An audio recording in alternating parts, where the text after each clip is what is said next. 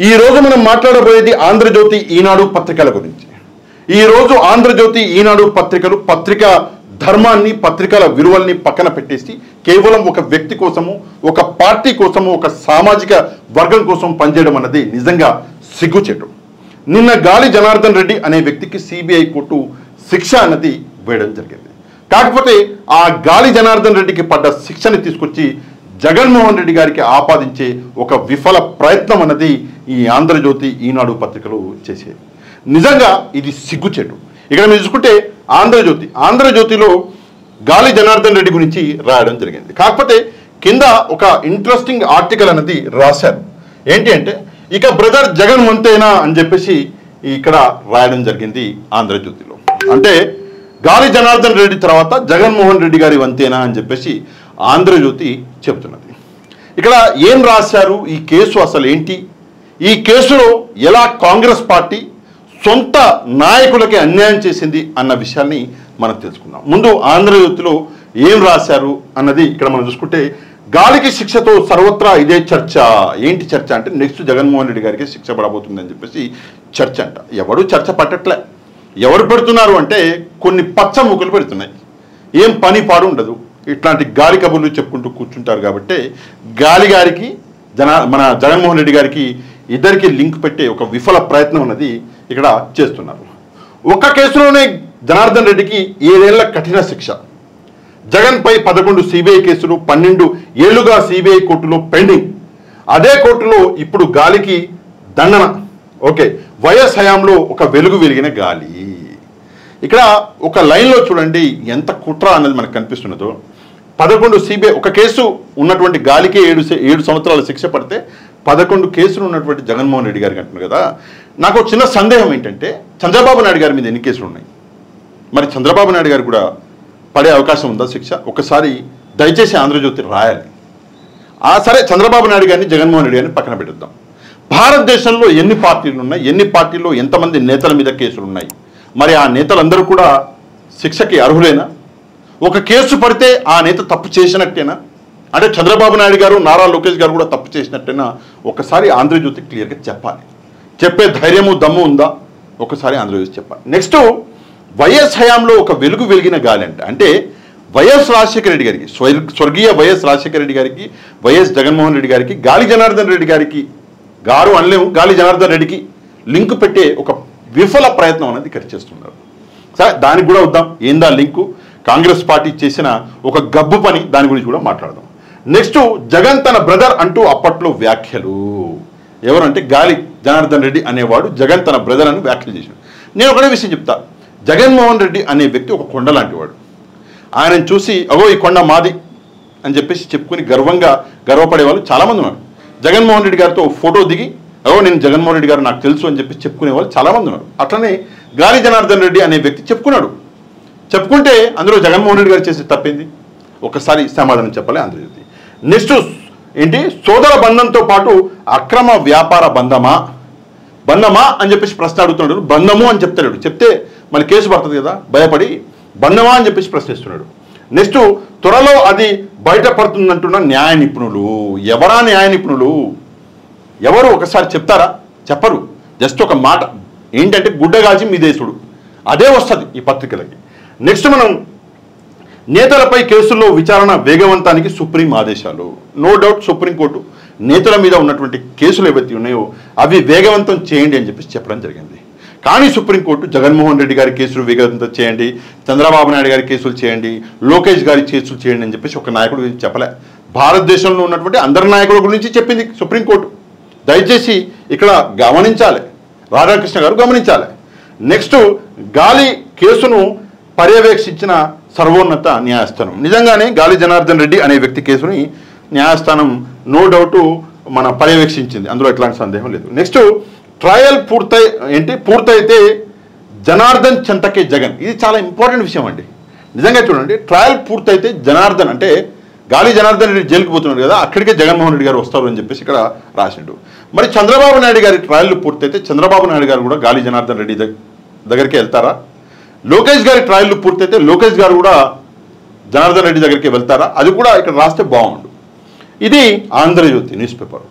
రోత రాతలు అంతే, ఇంకేం లేదు. సింపుల్గా ఇందాక నేను చెప్పిన కదా, బట్ట కాల్చి మీదేశుడు, ఇది ఒక్కటే వస్తుంది. నిజంగా పత్రికా విలువల్ని పాటిస్తే ఇట్లాంటి చత్తరాతలు రాయరు. ఇది ఆంధ్రజ్యోతి. నెక్స్ట్ ఈనాడు. ఆంధ్రజ్యోతి రాస్తే ఈనాడు అనుకుంటాడు కదా, ఈనాడులో గాలికి 7 ఏళ్ల జైలు అని చెప్పేసి రాసి అటు పోయి ఈ బాక్స్ కొంచెం జాగ్రత్తగా చూడండి. జనార్దన్ రెడ్డికి జగన్ ప్రభుత్వం వత్తాసు అని చెప్పేసి ఇక్కడ రాసుకొచ్చిండు. ఓఎంసీలో, ఓబులాపురం మైనింగ్ కంపెనీ, ఓఎంసీ అంటే ఓఎంసీలో తవ్వకాలు పునరుద్ధరించేలా వ్యూహం అని చెప్పేసి, దాని తర్వాత తమకు అభ్యంతరం లేదంటూ 2022లో సుప్రీంకోర్టులో అఫిడవిట్. ఓకే, కుమ్మక్కేనని నాడే తెలిసిన అమికస్ క్యూరీ అని చెప్పేసి ఇక్కడ రాయడం జరిగింది. నిజంగా ఎంత మభ్యపడతారు ప్రజల్ని అంటే, 2022లో అంట మాకేం అభ్యంతరం లేదని చెప్పారు. ఎందుకు చెప్పారు? ప్రభుత్వాన్ని కోర్టు ఏమడిగింది, దానికి ప్రభుత్వం ఇచ్చిన పూర్తి సమాధానం ఏంటి? దయచేసి రాయండి, ఇక్కడ చూద్దాం. రాయరు. అందులోకి వెళ్ళి ఒక చిన్న సెంటెన్స్ తీసుకొచ్చి ఇక్కడ పేస్ట్ చేస్తారు. పేస్ట్ చేసి ప్రజల మనసుల్లో ఒక సందేహాన్ని క్రియేట్ చేస్తారు. ఇవాళ రేపు మీడియా చేస్తున్న పని అదే. మీడియా ప్రజల తరఫున పోరాడట్ల. మీడియా ఒక రాజకీయ నాయకుడి తొత్తుగా మారి, అంటే సపరేట్ ఒక్కొక్క మీడియా ఒక్కొక్క రాజకీయ నాయకుడికి తొత్తుగా మారి ఆ రాజకీయ నాయకుడి కోసం పనిచేస్తున్నది, కానీ ప్రజల కోసం పనిచేసుడు వీళ్ళు ఎప్పుడో ఆపేశారు. నిజంగా ఈ కేసు ఏంటి? ఈ కేసులో కాంగ్రెస్ పార్టీ చేసినటువంటి అత్యంత పెద్ద మోసం, దగా ఏంటి? అది కూడా రాజశేఖర రెడ్డి గారి, షర్మిల గారు కూడా అర్థం చేసుకోవాలి. ఇక్కడ మీరు చూస్తే ఈ కేసు ఏంటి అన్నది ఫస్ట్ ఒక 2 నిమిషాల్లో చెప్పేస్తా. దాని తర్వాత సబితా ఇంద్రారెడ్డి గారి గురించి మనం మాట్లాడాలి. కాంగ్రెస్ పార్టీ ఎలా స్వర్గీయ రాజశేఖర రెడ్డి గారిని మోసం చేసింది, ఎలా సొంత పార్టీ అప్పటి మంత్రి సబితా ఇంద్రారెడ్డి గారి మీద, సబితా ఇంద్రారెడ్డి గారి భుజం మీద బందూక్ పెట్టి రాజశేఖర రెడ్డి గారిని కాల్చే ప్రయత్నం చేసిందో ఈ రోజు చెప్తా, కొంచెం జాగ్రత్తగా ఉండండి. ఇక్కడ మీరు చూసుకుంటే ఈ కేసు ఏంటంటే ఓబులాపురం మైనింగ్ కంపెనీకి సంబంధించినటువంటి కేసు. మొత్తం చదివి మిమ్మల్ని బోర్డు చేయను, సింపుల్గా చెప్తా.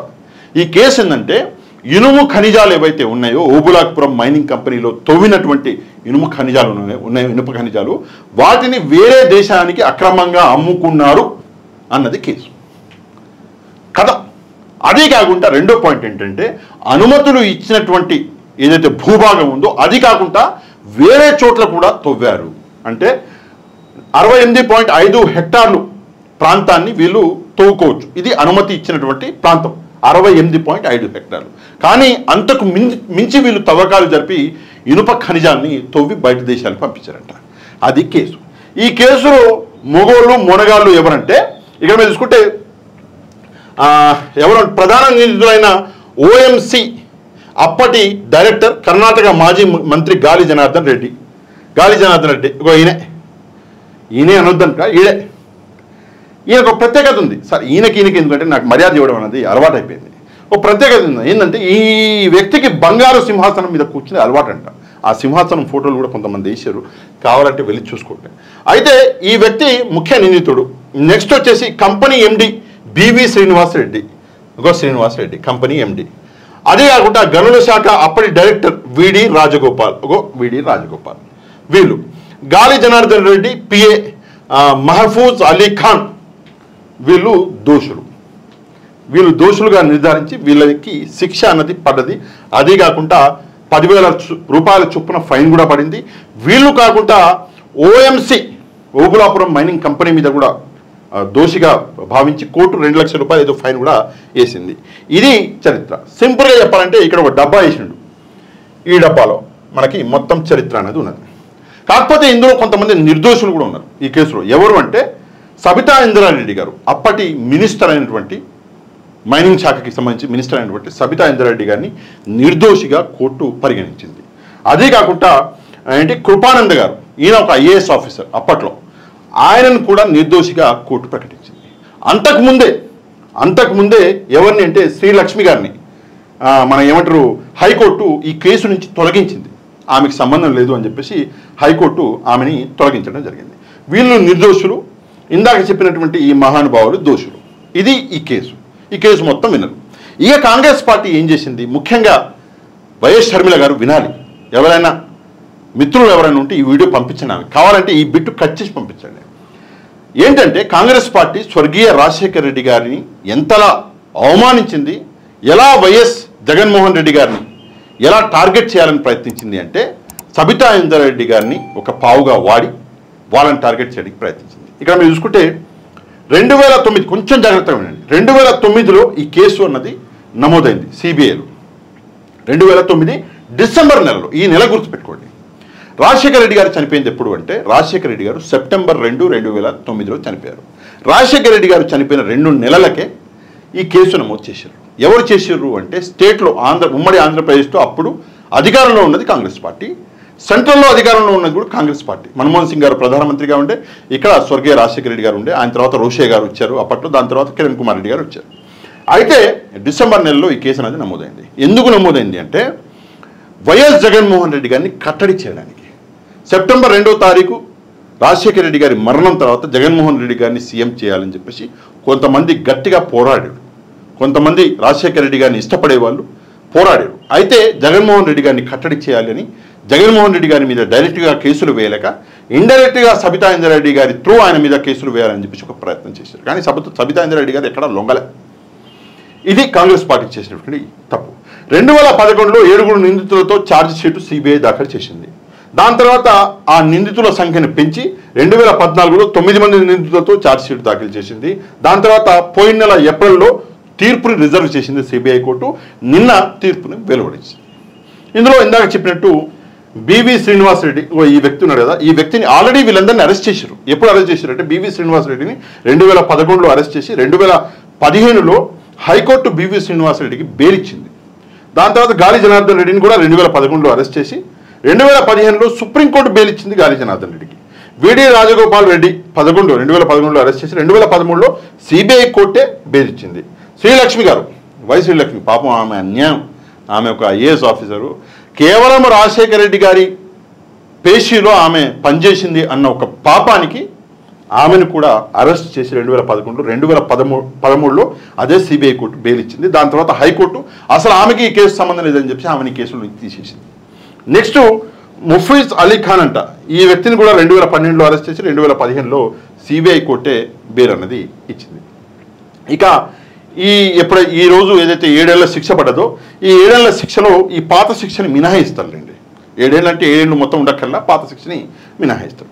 ఇక మనం చూసుకుంటే సబితా ఇంద్రారెడ్డి గారి గురించి ఇందాక నేను చెప్పినట్టు, సబితా ఇంద్రారెడ్డి గారి మీద కేసేసి సొంత మంత్రి ఆమె మీద కేసు పడ్డప్పుడు కూడా ఆమెకు సిట్టింగ్ మినిస్టర్ ఆమె మీద కేసేసి దాదాపుగా 12.5 సంవత్సరాలు ఆమెని నరక యాతన పడేలా చేశారు. పాపం ఆమె ఈరోజు మీడియాతో మాట్లాడుకుంటూ ఒక మాట చెప్పారు. ఇక్కడ వినండి. సాక్షి న్యూస్ పేపర్తో సాక్షి ఛానల్తో మాట్లాడారు. సంవత్సరాల కింద ఈ కోర్టు మెట్లెక్కినప్పుడు కన్నీళ్లతో మెట్లెక్కాను. ఏ తప్పు చేయకపోయినా కేసులో వచ్చేసామని ఒక రకమైన బాధ ఆ రోజు ఈ కోర్టు మెట్లెక్కినప్పుడు.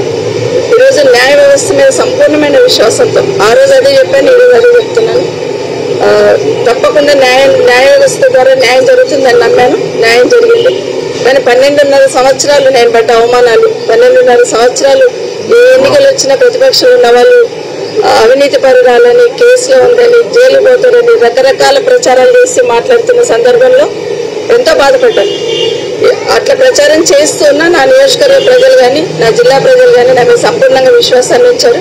నా నియోజకవర్గ ప్రజలైతే ఎన్ని రకాలుగా ఎవరు ఎన్ని రకాలుగా మాట్లాడినా, ఈ కేసులను ముందు పెట్టి రాజకీయంలో ప్రచారం చేసినా కూడా నమ్మకుండా నన్ను గెలిపించున్నారు. నా నియోజకవర్గ ప్రజలకు కానీ, నా జిల్లా ప్రజలకు కానీ, ఈ 12.5 సంవత్సరాలు నాతో పాటు వెన్నంటుండి ధైర్యాన్ని ఇచ్చిన అందరికీ కూడా ప్రత్యేకంగా ధన్యవాదాలు తెలియజేస్తున్నాను.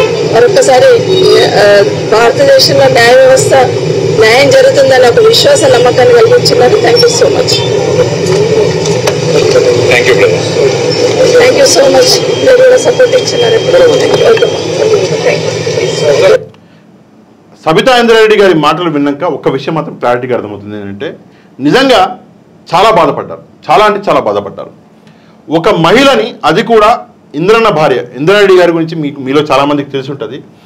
ఇంద్రన్న భార్యగా సబితా ఇంద్రారెడ్డి గారు పడ్డ కష్టం అంత ఇంత కాదు. అట్లాంటి ఒక మహిళని పట్టుకొని కేవలం జగన్మోహన్ రెడ్డి గారిని టార్గెట్ చేయాలి అన్న ఒక ఉద్దేశంతో ఈరోజు ఆ మహిళ మీద కేసులు పెట్టి ఈరోజు ఈ రాతలు రాస్తున్నారు అంటే, దీనికంటే సిగ్గుచేటు ఇంకోటి ఉండదు. సిగ్గుచేటు పని ఇంకోటి ఉండదు. రాతలు. సరే, ఏదేమైనా కూడా ఈరోజు న్యాయం అన్నది గెలిచింది. సబితా ఇంద్రారెడ్డి గారు నిర్దోషిగా బయటికి రావడం అన్నది నిజంగా ఆనందం. నిజంగా నాకైతే చాలా ఆనందంగా ఉంది. ఆమె పడ్డ కష్టం సరే అది ఎవరు మళ్ళీ తిరిగి ఇవ్వలేరు. కానీ ఆమె నిజంగా నిజాయితీ కోసం నిలబడ్డారు. ఆమెకి ఈరోజు న్యాయం అనేది జరిగింది. ఏదేమైనప్పటికీ కూడా ఇట్లాంటి పత్రికలు రాసేటటువంటి ఈ రాతలు మారాలి. అప్పుడే పత్రికల మీద ప్రజలకి నమ్మకం అన్నది పెరుగుతుంది. అంతేకాని ఇట్లాంటి పిచ్చి రాతలు రాస్తే పత్రికల మీద నమ్మకం అనేది రోజు రోజుకి ప్రజలకి సడలిపోయి మాలాంటి యూట్యూబర్ల మీద నమ్మకం అనేది పెరుగుతుంది. ఈరోజు యూట్యూబర్లు చాలా బాగా పనిచేస్తున్నారు, యూట్యూబ్ జర్నలిస్టు చాలా బాగా పనిచేస్తున్నారు అంటే దానికి కేవలము ఈ పత్రికల ఫెయిల్యూరే కారణం. అందులో ఎట్లాంటి సందేహం లేదు. మీరు బాగా పనిచేస్తే మా అవసరం ఏముంది? మా అవసరం ఏమొచ్చింది? మీరు బాగా పనిచేయట్లేదు కాబట్టి, మీరు కేవలం వ్యక్తుల కోసమో పార్టీల కోసమో లేదంటే సామాజిక వర్గాల కోసం పనిచేస్తున్నారు కాబట్టి మాలాంటి వ్యక్తుల అవసరం అనేది ఈరోజు పడుతున్నది. ఈ విషయం మీద మీరేమనుకుంటున్నారో తప్పకుండా కమెంట్ చేయండి. అదే కాకుండా ఈ వీడియోని వైరల్ చేయండి. వైరల్ చేయాలంటే ఒక్క లైక్ అండ్ షేర్ చేస్తే ఈ వీడియో అన్నది ఆటోమేటిక్గా వైరల్ అయ్యి ప్రజలందరికీ నిజాలు తెలుస్తాయి. అందుకే తప్పకుండా లైక్ అండ్ షేర్ చేసి ఎవరైతే మన ఛానల్ని సబ్స్క్రైబ్ చేసుకోలేదో ఛానల్ని కూడా సబ్స్క్రైబ్ చేసుకోండి. నెక్స్ట్ వీడియోలో మళ్ళీ కలుద్దాం. అంతవరకు థ్యాంక్ యూ వెరీ మచ్. జై హింద్.